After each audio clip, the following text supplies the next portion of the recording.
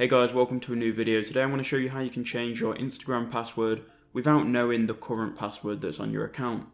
So you can't do this in Instagram because to change your actual password you need your current one. So what you need to do is you need to go to a web browser, open up any web browser. I'm going to open up Chrome and you want to go to Instagram.com.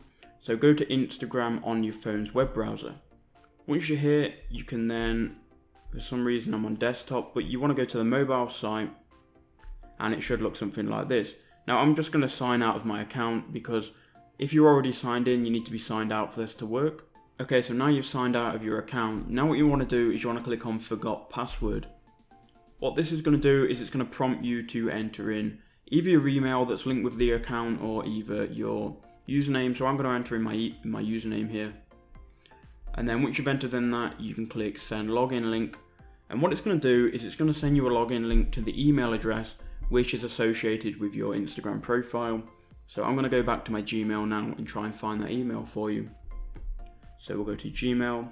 So here we've got the email address from Instagram. Reset your password, and it's really simple really. You click Reset Password. And now we can just enter in a new password without having to know the old one.